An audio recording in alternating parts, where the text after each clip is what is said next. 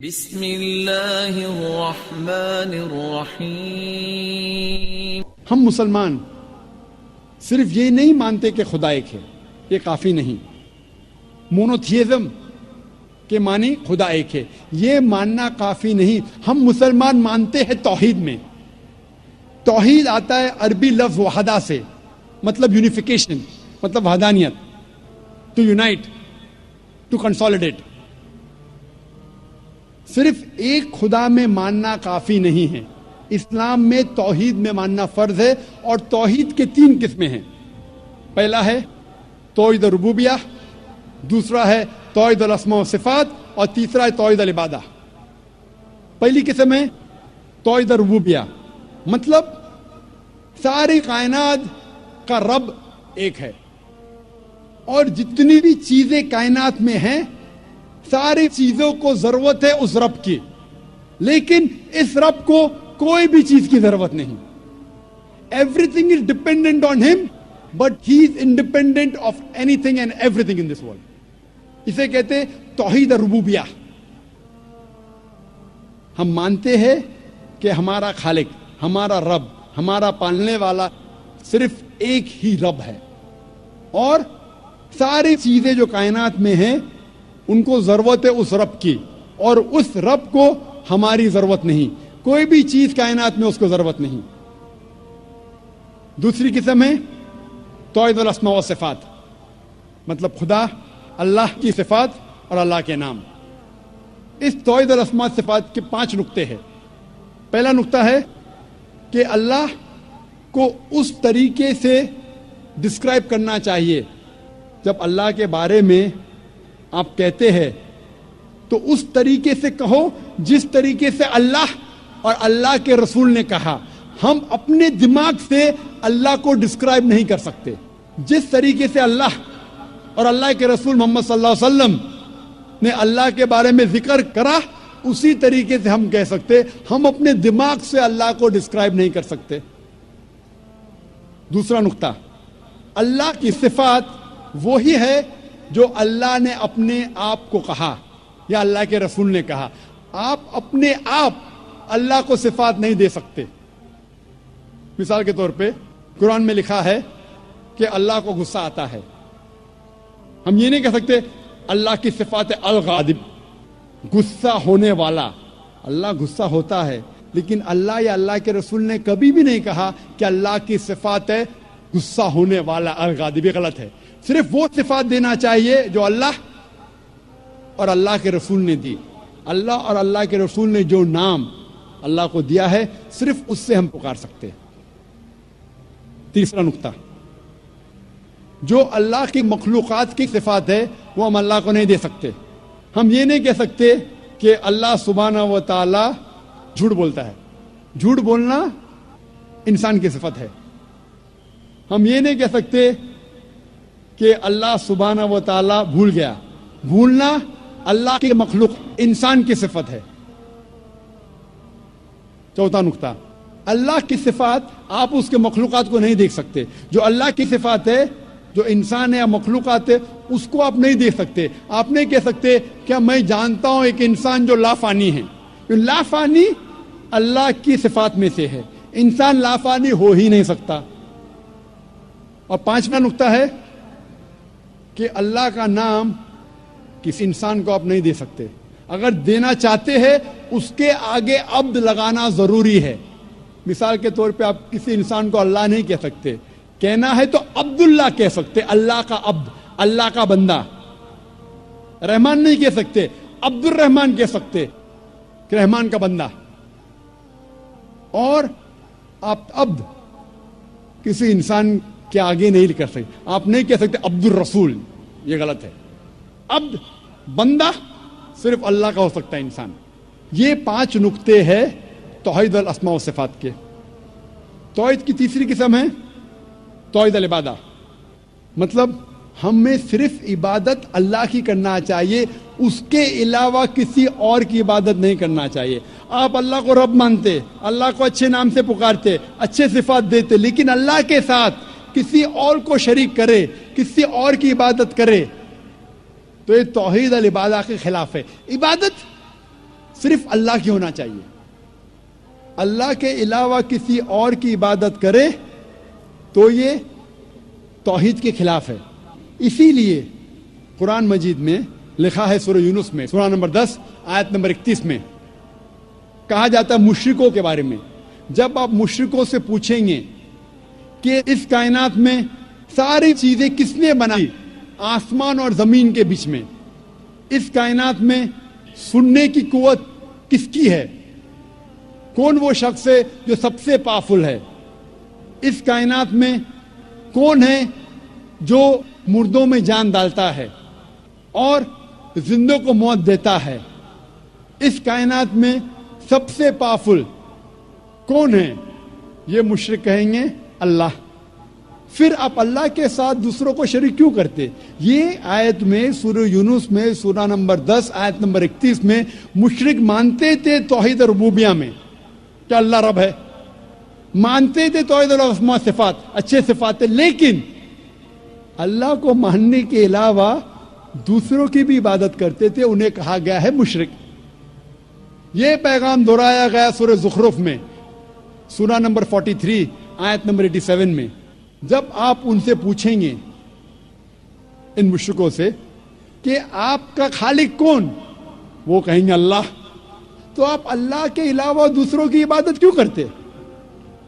یہ مشرک مانتے تھے کہ ہمارا خالق اللہ ہے، لیکن اللہ کے ساتھ دوسروں کی عبادت کرتے. اسی لیے اللہ تعالیٰ فرماتے ہیں سورہ یوسف میں سورہ نمبر 12 آیت نمبر 106 میں کہ اکثر لوگ اللہ کی عبادت نہیں کرتے دوسروں کو شریک کرنے کے بغیر.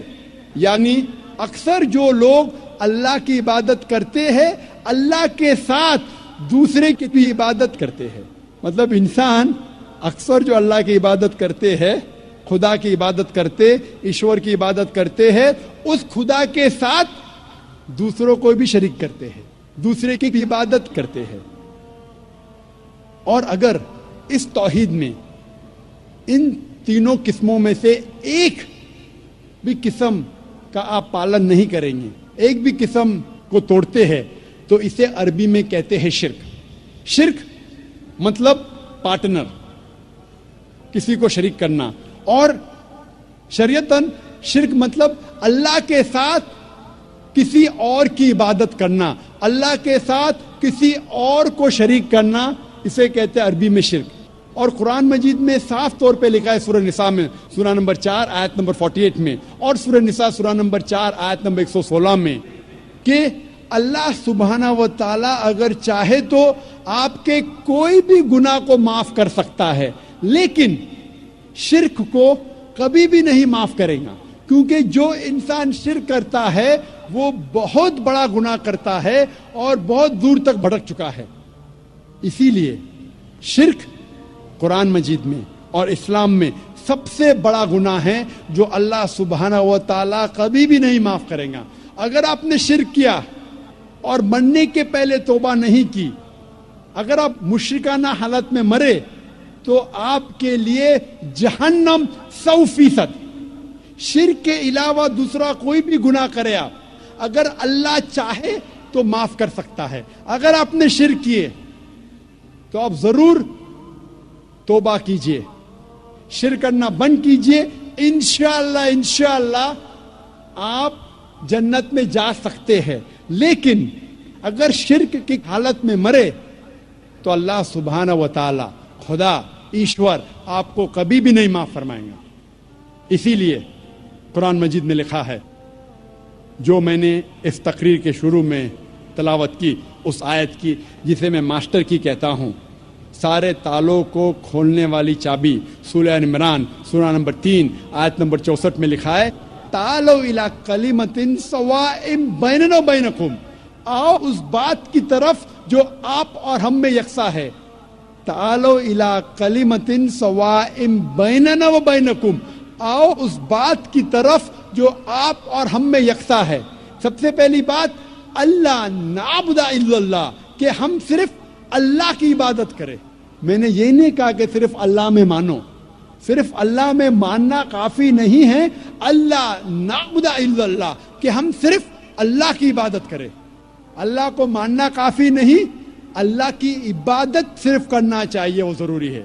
وَلَا نُشْرِكَ بِهِ شَيْئًا, ہم اللہ کے ساتھ کسی اور کو شریک نہ کرے. وَلَا يَتَّخِذَ بَعْضُنَا بَعْضًا أَرْبَابًا مِّن دُونِ اللَّهِ, کہ ہم آپس میں اللہ کے علاوہ کسی اور کو معبود نہ بنائیں. یہ ضروری ہے. وَلَا نُشْرِكَ بِهِ شَيْئًا وَلَا يَتَّخِذَ بَعْضُنَا بَعْضًا أَرْبَابًا مِّن دُونِ اللَّهِ فَإِن تَوَلَّوْا فَقُولُوا اشْهَدُوا بِأَنَّا مُسْلِمُونَ. اور اگر اس کے بعد وہ لوگ نہیں مانتے تو ہم گواہی دیتے ہیں کہ ہم مسلمان ہیں, ہم اللہ کی عبادت کرتے ہیں اور اللہ کا کہنا مانتے ہیں. یہی پیغام عیسیٰ علیہ السلام نے دیا. قرآن مجید میں لکھا ہے سورہ مائدہ میں سورہ نمبر 5 آیت نمبر 72 میں, لَقَدْ كَفَرَ الَّذِينَ قَالُوا إِنَّ اللَّهَ هُوَ الْمَسِيحُ ابْنُ مَرْيَمَ. وہ لوگ کفر کر رہے ہیں جو لوگ کہتے ہیں کیا عیسیٰ علیہ السلام ابن مریم اللہ ہے. وہ لوگ کفر کر رہے. وقال المسیح, لیکن عیسیٰ علیہ السلام نے کہا یا بنی اسرائیل, اے بنی اسرائیل, اعبدوا اللہ, اللہ کی عبادت کرو, ربی و ربکم, جو میرا رب اور آپ کا رب ہے. انما یشرک باللہ, اگر اللہ کے ساتھ کسی نے دوسرے کو شریک کرا, فقد حرم اللہ علیہ الجنہ, جنت آپ کے لیے حرام ہو جائیں گی. وما وہ النار وما للظالمین من انصار, اور آپ کے لیے جہنم کی آگ ہے اور ظالم کے لیے آخرت میں کوئی مددگار نہیں. عیسیٰ علیہ السلام فرماتے انما یشرک باللہ, اگر اللہ کے ساتھ کوئی کسی کو شریک کرتا ہے, فقد حرم اللہ علیہ الجنہ, جنت اس کے لیے حرام ہے. وما وہ النار وما للظالمین من انصار, اور اس کے لیے دوزخ کی آگ ہے اور ظالموں کے لیے آخرت میں کوئی مددگار نہیں ہے. قرآن مجید میں اللہ تعالیٰ فرماتے ہیں سورہ انعام میں سورہ نمبر 6 آیت نمبر 108 میں کہ جو انسان غلط خدا کی عبادت کرتے ہیں آپ ان خداؤں کو گالی مت دو, ورنہ یہ لوگ جہالت میں اللہ کو گالی دیں گے. لکھا ہے قرآن مجید میں سورہ لقمان میں سورہ نمبر 31 آیت نمبر 27 میں, اگر آپ اس دنیا کے سارے جھاڑ کو قلم میں تبدیل کریں گے اور سارے سمندر 7 سمندر ملا کے اگر سیاہی میں تبدیل کریں گے, پھر بھی آپ ان سے اللہ سبحانہ و تعالیٰ کے شبد نہیں لکھ سکیں گے.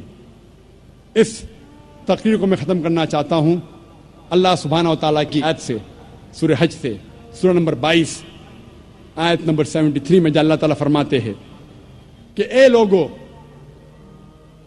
اس بات کو سنو, جو کوئی آپ کے مددگار ہے اللہ کے علاوہ, اگر یہ سارے اکٹھا ہو گئے ایک مکھی کو بنانے کے لیے, پھر بھی یہ لوگ مکھی کو نہیں بنا سکیں گے. اور اگر مکھی کوئی کھانا ان سے چھینیں گی تو یہ لوگ اس کھانے کو بھی واپس نہیں لا سکیں گے. کمزور ہے وہ لوگ جو غلط خدا کی عبادت کرتے ہیں, اور کمزور لوگ ہیں وہ جس کی عبادت کرتے ہیں. وآخر دعوانا الحمدللہ رب العالمین. لا الہ الا اللہ